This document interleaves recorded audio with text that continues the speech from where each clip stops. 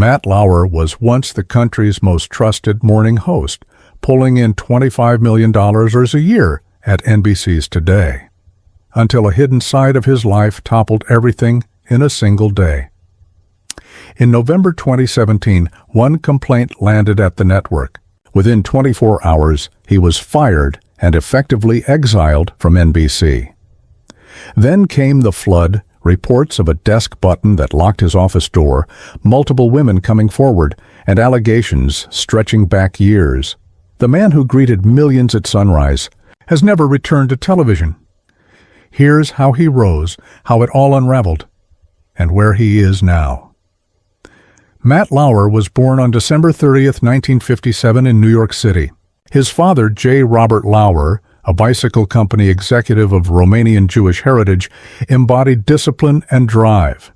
His mother, Marilyn Colmer, a former model who ran a boutique, brought a feel for presentation and image.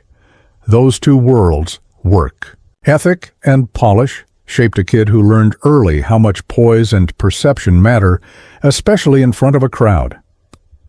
Show business wasn't entirely foreign to the family. Lauer's grandfather, Art Gentry, had been a professional singer during the golden age of live music. Watching him perform taught Matt something you can't get from a textbook: how to carry yourself, connect, and stay composed when all eyes are on you. That stage sense later became his on-air signature. Lauer headed to Ohio University in the late 1970s to study communications, but in 1979, at 21, he walked away just 4 credits short to start working. His first job, a news producer at Waukee in Huntington, West Virginia. It wasn't glamorous, it was real. Within a year, he was on camera, anchoring and reporting. By 1980, at just 22, he was fronting both the 6 p.m. and 11 p.m. newscasts, trial by fire that showcased a cool, camera-ready presence. From 1980 to 1986, he co-hosted PM Magazine in Richmond, then Providence, and finally New York. The show's brisk mix of lifestyle pieces and celebrity segments demanded adaptability, and Lauer's polish sharpened with every move. Landing on the New York edition put him in the nation's biggest media market. In 1986, ABC launched Fame, Fortune, and Romance, a spin-off of Lifestyles of the Rich and Famous. Lauer co-hosted with Robin Leach. It didn't last a year, but it put his face in front of a national audience. By the late 80s, he was juggling gigs in multiple cities. From 1987 to 1989, he bounced between local shows in Philadelphia and Boston, while freelancing for ESPN, covering events like the Stanley Cup Final and HBO. Sleep was optional. The payoff: a growing reputation as a utility player who could handle news, sports, and entertainment, live and under pressure. From 1989 to 1991, he anchored 9 Broadcast Plaza, a WWWOR TV live program that ran 3 hours a day in New York. As producers leaned into the early 90s shock TV wave, Lauer pushed back, refusing, for instance, to read live commercials for a Dial-A-Mattress sponsor. He left abruptly. Guest hosts like Weird Al Yankovic and Howard Stern popped in, and the show eventually morphed into The Richard Bay Show, infamous for on-air lie detector stunts and sideshow contests. Lauer was long gone by then. By 1992, money was tight. He was close to bouncing a rent check. Then WNBC-TV called. He co-anchored Today in New York with Jane Hansen in the pre-dawn hours, then quickly added Live at 5 to his schedule. Some days, he logged appearances on 3 different NBC programs. The grind built a reputation: smooth delivery, warmth without corniness, and a steady hand.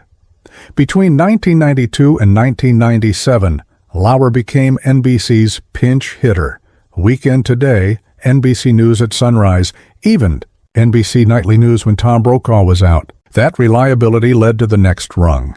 In January 1994, he became Today's full-time news anchor. One thread was still dangling: his degree. In 1997, at 39, Ohio University invited him to finish and to deliver the commencement address. He completed. his remaining work through a paper connecting his career to his studies, and walked with the class of 1997. 2 years later, the Alumni Association awarded him the Medal of Merit. Lauer officially joined Today on June 13, 1994, as news anchor. The show was trailing Good Morning America. NBC needed a reset. Lauer's tone, neither stiff nor smirky, helped pull viewers back. He handled serious moments, the April 1995 Oklahoma City bombing coverage, the O.J. Simpson trial, without losing morning show accessibility. On January 6, 1997, he stepped into the co-anchor role, succeeding Bryant Gumbel. The stakes were high. The first week delivered the second highest ratings in the show's history to that point. His on-air chemistry with Katie Couric, quick, teasing, and warm, made Today feel like part of the morning routine, not just another newscast. Internally, he gained a reputation as the hunk next door who could also steer a hard interview. At the same time, he crossed into prime time as a contributing anchor for Dateline NBC starting in 1997, a 20-year run that broadened his portfolio, with investigations, cultural pieces, and documentaries. Few morning hosts got that range. It cemented him as both congenial and credible. In July 1997, Lauer met Dutch model Annette Rook on a blind date. Just 5 months later, they married on October 3, 1998, in Bridgehampton. Known professionally as Jade, Roque had modeled for Victoria's Secret and J. Crew and split her time between Paris and New York. Lauer later said the connection wasn't instant. They didn't even kiss for about 2 months. But once they moved forward, they moved fast. They had 3 children, Jack Matthew, June 26, 2001, Romy, October 2003, and Thijs, Dutch, pronounced Thijs, November 2006. To the public, it looked like a picture book family. Behind the scenes, the demands of fame and constant scrutiny took a toll. In 2006, while pregnant with Thijs, Roque filed for divorce, alleging mental and emotional abuse, humiliation, and controlling behavior. The filing was a jolt to viewers who'd seen only glossy magazine spreads and red carpet smiles. Within weeks, she withdrew the petition. They tried counseling and stayed together publicly for roughly 10 more years, attending their kids' events and projecting a united front. Even as friends said, they were often living largely separate lives. The scandal that ended Lauer's career began during the 2014 Winter Olympics in Sochi, Russia.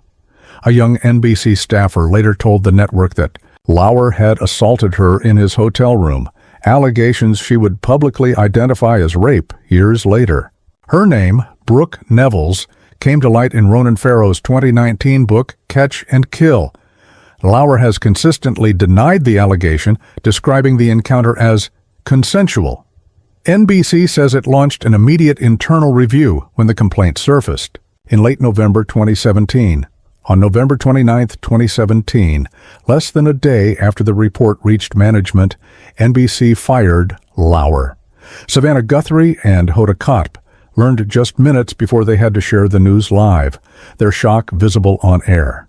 Within 24 hours, at least 3 additional women came forward with their own accounts of misconduct, painting what appeared to be a long-running pattern. Then came the reporting that changed the conversation from rumor to a documented workplace culture problem. A Variety investigation, months in the making, detailed claims from current and former NBC employees, a desk button that could lock Lauer's office door. NBC called it a security feature, while some women said it was used to trap them, sex, toys allegedly given as gifts, exposing himself to colleagues, and prying questions about women's sex lives, followed by ridicule or retaliation if they resisted. One former Today producer described an assault in 2001 after Lauer used the office door button. She said she blacked out and later woke on the floor. She didn't report it then, fearing it would end her career. NBC cut ties completely, firing Lauer for cause, paying no severance on his $20 million deal, and issuing a staff memo around 6:30 a.m. that signaled this wasn't viewed as an isolated case. The network later announced policy changes, including making it a firing offense to cover up misconduct. NBC has maintained that top management wasn't aware of earlier complaints. Several former employees have said the opposite, that leadership protected a powerful star. The disconnect deepened public distrust. Lauer vanished from public life. In 2018, friends said calls and texts went unanswered. He rarely left home. He retreated to Strongheart Manor in the Hamptons, the waterfront estate he'd bought from Richard Gere for $36.5 million in 2016. He listed it at $44.8 million.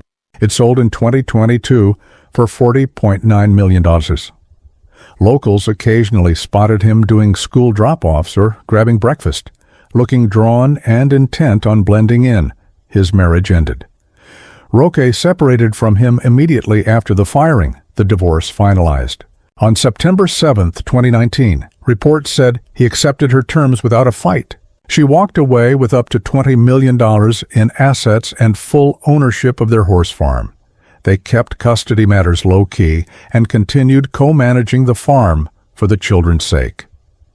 In October 2019, Catch and Kill was published, naming Brooke Nevels and describing the Sochi allegation in detail. The book also depicted a broader culture at NBC in which powerful figures were shielded and complaints buried. The story reignited and widened.